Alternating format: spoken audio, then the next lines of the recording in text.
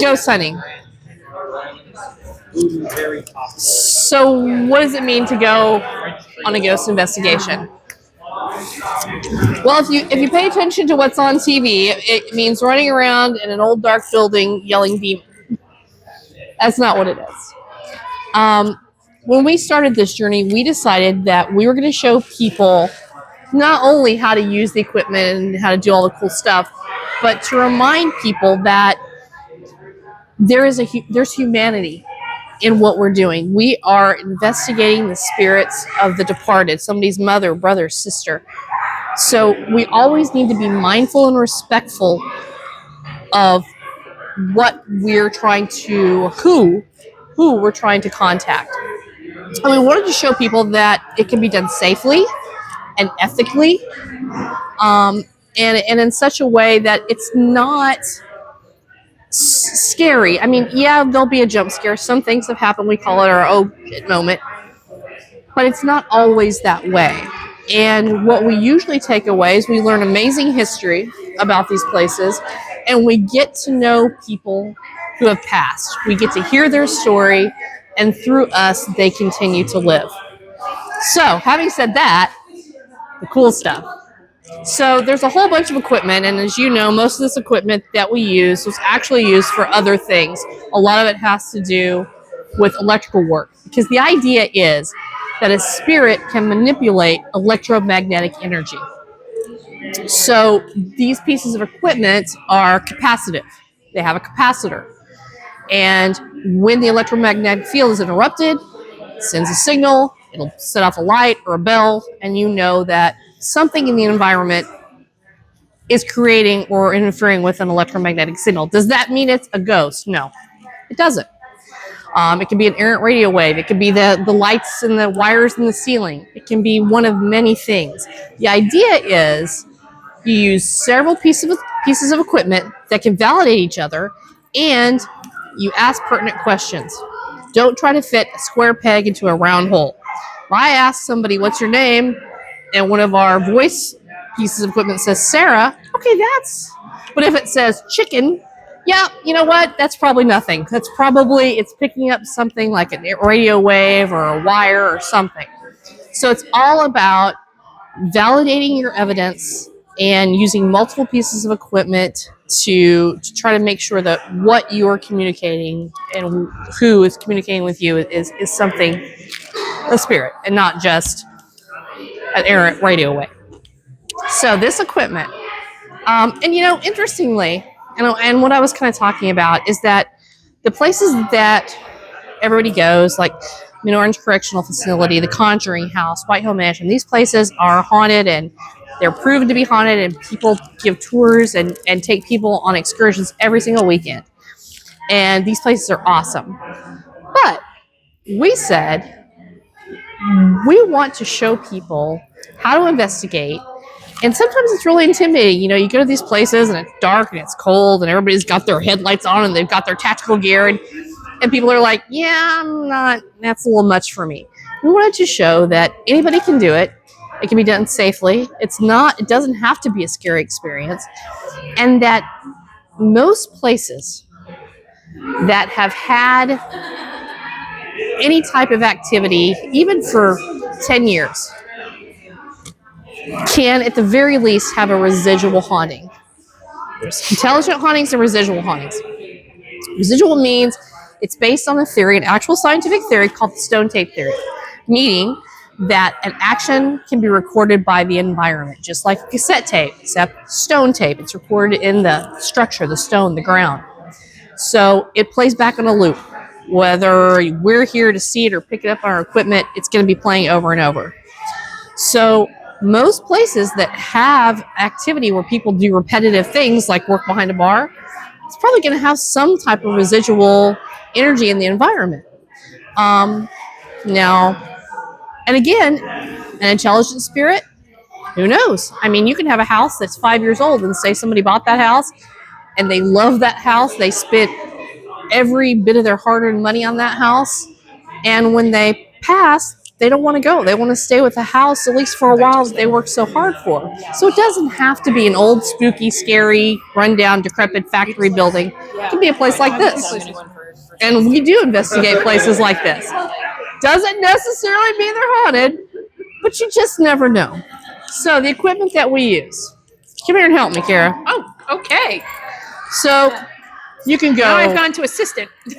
We can go old tech, old school, or new school. So these are dowsing rods, one of the oldest pieces of equipment used in ghost hunting. People also use them to find water. They're copper rods.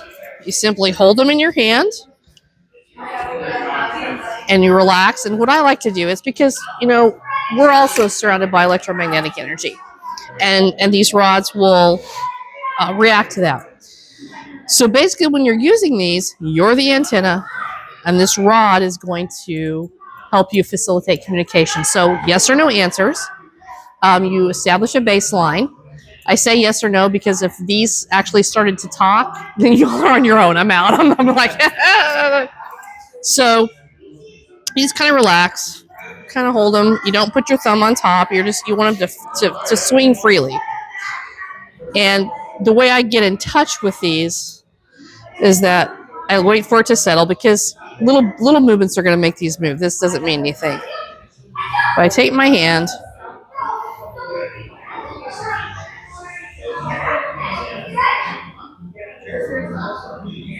and I can make that move. And that's my electromagnetic field. So if I were to take these and start asking questions, and I'll say, Spirit, if you're here and you'd like to talk to me, can you make these rods cross? And they cross. We know somebody's here, and we'll say, Spirit, when these rods cross, we'll say that's a yes answer. Or you can also say, will you show me a yes answer? And maybe it'll go like this, or maybe they'll cross. Then you've established your baseline, and you can start asking questions. Very simple piece of equipment, very cool to use. You can get them on Amazon for like 19 bucks.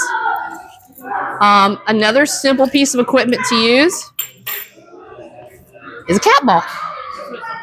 So cat balls are just what they sound like. The cat plays with them. So this is actually just a motion device. Once it settles, you know that once it stops doing its thing, your cat comes up, it bats it, it's going to make it light up.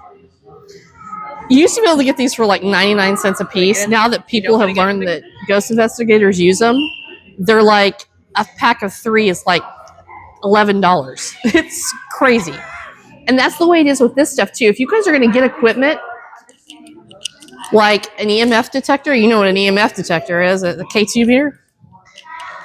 And your phone has electromagnetic energy, so it's going to set it off. It's going to make that light up when it detects that. If you go on eBay and look up an EMF meter for electrician, you'll be able to find it. Won't look like this, but you'll be able to find one for $10. If you go on ghost hunting equipment and look up a K, did you guys see that? Did anybody bump the table? I put this down and I picked. We'll wait for it to settle, and then when it settles, hit it again and see if that causes it. It could. I mean, they're very sensitive. I felt when she put her glass. You felt it? Okay, that's probably what it was. So if you go and look under ghost hunting equipment and look up a K2 meter, they're like $35 to $40 a piece. So yeah, let's see. Yep, that's what it was. Yeah, we're always doing that. So cheap pieces of equipment, inexpensive, that you can get to get started. You don't have to go out and spend all the money that we've spent. You can get started with just a few simple things. Your phone. You have a tape recorder on your phone. I have a recorder that can pick up a mouse sighing 20 rooms away. And that's great, but it picks up so much residual from people talking in other rooms and all this stuff. And then I'm trying to discern what is really a spirit and what's somebody 3 rooms away whispering about something else. Your phone isn't as sensitive, and it's the best piece of equipment because it's going to pick up what's right here. The best EVPs I've ever gotten, I've gotten from my phone. So while these are great, I prefer a phone. Also, take pictures. Take your pictures in 3s. Always take threes. That way you can use those 3 pictures to validate each other. Like, got a picture from Gettysburg. Picture, I was just pointing it at the woods. First picture, nothing. Second picture, there's this mist over the tree about like this. Third picture, nothing. So that's significant. What could that be? I don't know. I don't know what that was. So, and you probably know what this is too. You probably, cat ball. This, do you recognize one of these? This is a thermal camera. So a thermal camera, it's just be able to point it. Hey! Oh my gosh! Hey! See? Oh yeah. And it's gonna pick up a heat signature, or it can also pick up a cold signature. So obviously, if you're pointing it at a wall, and all of a sudden you see something moving that's either hot or cold, then it's your job to try to figure out what that is. Is it a mouse? Is it, if it's not moving, am I picking up the heat that those electrical boxes are giving off? You always have to be mindful and try to debunk. Be a healthy skeptic. Don't be a cynic. There's a fine line. Always be a healthy skeptic, but don't be a cynic. No preconceived notions. What do I mean by no preconceived notions? Say you're going into a haunted house that's perceived to be haunted, and the spirits have never been taught how to use equipment. But you're talking to them. You're saying, spirits, we're here to speak to you. This is my friend Kara, I'm Gail, and we want to talk to you. And spirits are like, oh my gosh, somebody's acknowledging us. We're so excited. What do? We don't know what to do. And we've got all this stuff, but they don't know how to use it. They may have passed in the 1700s. They probably think it's fire, it's hot, and it's dangerous. The only thing they can think of to do, because we're talking to them, they want to get our attention, pulls our hair. Now, if you watch that on TV, they're going to go, demon! It's a demon that pulled my hair. Or maybe, inadvertently, a little scratch. It's not necessarily a negative interaction. It's just the only way that spirit can think of to get your attention. So, no preconceived notions. I mean, if things continue and escalate in a more violent way, okay, that's when you back off and say, okay, you know what, I'm going to get out. But, again, 9 times out of 10, it's just that spirit trying to figure out a way to communicate with you.